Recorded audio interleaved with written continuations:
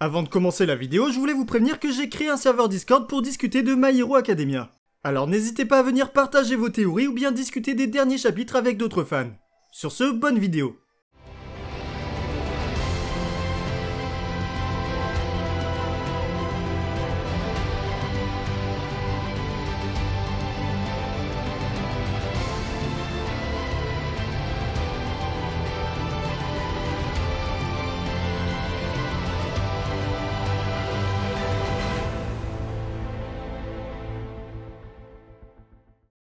Salut à tous et bienvenue pour cette review du chapitre 292.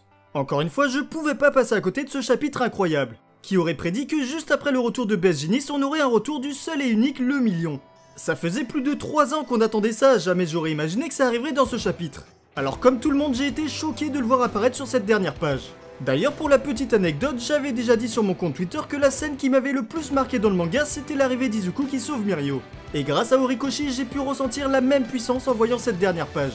Bref, c'était incroyable, mais avant de revenir plus en détail sur ce qu'implique un retour de Mirio dans le manga, je voulais vous parler de ce qui s'est passé dans ce chapitre. Et on retourne quelques instants avant la fin du chapitre 291 avec Best Jeanist qui entre en scène.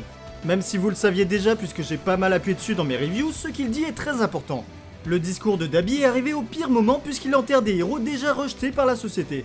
C'est une intrigue qui risque de prendre une place très importante dans la suite de l'histoire, alors c'est toujours bien de le dire explicitement. Je sais que des gens sont réticents à ce que l'auteur explique tout, mais je pense que c'est nécessaire pour les lecteurs qui n'analysent pas forcément tout le manga. Bref, comme j'avais prévu, il maîtrise Gigantomachia avec ses fibres de carbone. Et pour tous ceux qui disent que c'est pas normal, je vous rappelle que Machia a ingéré le somnifère de Momo et que plus il bouge, plus ça fait effet. Donc c'est tout à fait logique de le voir en difficulté, surtout que la fibre de carbone est un matériau très résistant. A noter la réaction de Kacchan qui ne semblait pas douter une seule seconde de la mort de son mentor. Et on devrait avoir prochainement une discussion entre les deux personnages puisqu'il doit lui donner son nom de héros. Revenons ensuite sur un événement qui a fait jaser pas mal de personnes. Je parle bien évidemment du cas Nejire Ado. Elle aurait pu enfin avoir un combat important, toutes les conditions étaient réunies. Mais elle se fait carboniser par Dabi. Outre le fait que j'ai une énième déception quant à son rôle dans le manga, j'ai trouvé ça un peu forcé que ce soit Dabi qui s'en occupe. Si Horikoshi voulait la mettre de côté pour préparer l'arrivée de Mirio, autant que ce soit un autre membre de la ligue qui la batte. Il aurait pu faire briller Mister Compress ou Spinner, mais il a encore une fois choisi de mettre en avant Dabi. Après, on peut toujours espérer qu'elle se relève, notamment pour que le Big 3 soit mis en avant, mais j'y reviendrai tout à l'heure. En tout cas, ce qui est sûr, c'est qu'elle a gagné le concours de Miss UA au bon moment, parce que maintenant, avec ses brûlures, ça risque d'être compliqué. On peut ensuite noter quelques informations intéressantes, comme le fait que Dabi puisse voler lui aussi grâce à ses flammes, ainsi que Best Jeanist qui garde malgré tout sa blessure au poumon. A mon avis, c'est un détail important à prendre en compte pour déterminer l'issue de la bataille. Il a beau être un renfort de taille, il ne pourra pas se battre très longtemps. Surtout que Shigaraki ordonne à Machia de se libérer. Ça risque d'être très compliqué pour lui de maintenir les fibres de carbone. Shigaraki d'ailleurs qui a de nouveau des démangeaisons. Et je me demande si le fait qu'il ne puisse pas se gratter ne va pas le rendre fou. Je le rappelle, lorsque ça le gratte, c'est qu'il a envie d'utiliser son alter. Et tout ça est peut-être lié à All for One qui lui a transmis cet alter quand il était enfant, mais je vais pas revenir sur la théorie. Retour ensuite sur les Nomu qu'on n'avait pas vus depuis longtemps pour teaser l'arrivée de Mirio. Je vous avoue qu'à ce moment-là, je n'avais aucune idée d'à qui pouvait appartenir cette botte. D'ailleurs, s'il vous plaît les gars, petite parenthèse. Évitez de me parler des leaks si je les regarde pas, c'est pour avoir la surprise en lisant le chapitre. Je dis ça parce qu'il y a 3-4 personnes qui m'ont parlé d'un retour et heureusement que je pensais qu'ils parlaient d'un retour de Wash. Je pense que si j'avais été spoil du retour de Mirio, j'aurais été dégoûté. Voilà, fin de la parenthèse, merci à vous. On a ensuite un début d'affrontement entre Shoto et Dabi, mais ça m'étonnerait que ça se termine dans cet arc. C'est seulement pour nous confirmer que Dabi n'en a plus rien à faire de ses frères et sœurs puisque la seule émotion qu'il peut ressentir c'est la souffrance de son père. On voit aussi que Shoto est encore trop faible pour le battre malgré son power-up. Et enfin on arrive au moment que tout le monde attendait, le retour de Mirio.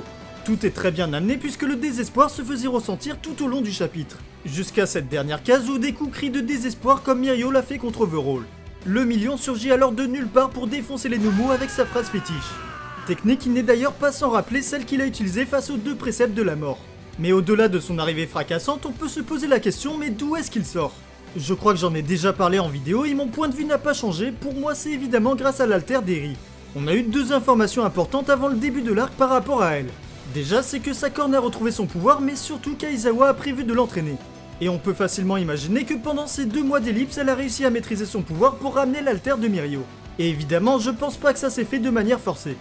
On aura sûrement un flashback dans le prochain chapitre qui va nous expliquer tout ça, mais vous me connaissez, j'ai envie de théoriser dessus. J'en ai déjà parlé dans ma vidéo sur le retour d'Overhaul. D'ailleurs, si vous l'avez pas encore vu, n'hésitez pas à aller la voir. L'une des possibilités que j'évoque, c'est que Shisaki aiderait Eri à mieux comprendre son alter. Je rappelle que personne ne sait comment il marche à part lui. Et n'étant plus capable de sortir son boss du coma, il aurait tout à gagner d'aider Eri à contrôler son pouvoir. Eri ne serait pas forcée, mais elle l'accepterait parce qu'elle veut aider Deku, Mirio et aussi Aizawa qui a peut-être un espoir de retrouver Shirakumo. On sait par ailleurs que les héros sont proches de Tartarus, All Might devait parler à Stein et ils sont allés voir Black Mist. Je vois donc pas ce qui les empêcherait d'aller voir Overhaul. Ou alors elle a appris à maîtriser son alter par hasard et a réussi à rendre ses pouvoirs à Mirio. Mais personnellement je trouverais ça un peu trop facile. Bref, si retour d'Overhaul il y a, on peut aussi imaginer d'autres renforts pour aider les héros. Je pense notamment à Gentle et Stein que l'on reverra bientôt, mais surtout les lycées Shiketsu et Ketsubutsu. Ça fait quelques temps que j'espère qu'on les verra prendre part à la guerre et pour moi c'est le meilleur moment pour les voir arriver. On peut aussi noter Shinso dont on n'a toujours pas vu le costume de héros. Il y a aussi Mei Hatsume que j'espère voir affronter Rodestro dans un duel de mecha, mais je pense que ça arrivera jamais. Et enfin je prie pour que le Big 3 soit réuni pour se battre ensemble. Mais ça semble assez compromis étant donné que Tamaki est au manoir et Nejire n'a plus l'air de pouvoir se battre. En tout cas ça fait énormément de possibilités du côté des renforts chez les héros. Mais malgré cette lueur d'espoir, ça risque d'être compliqué de remporter la bataille étant donné qu'il reste beaucoup de subordonnés de Rodestro qu'on n'a pas encore vu.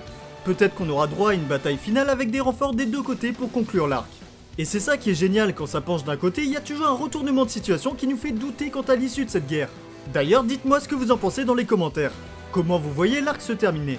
Bref, c'est la fin de cette review, j'espère qu'elle vous aura plu. Si c'est le cas, comme d'habitude, n'hésitez pas à mettre un petit pouce bleu et vous abonner si c'est pas encore fait. Vous pouvez aussi me suivre sur les réseaux sociaux, Twitter et Instagram. Sur ce, je vous dis à la prochaine pour de nouvelles théories. Tchuss!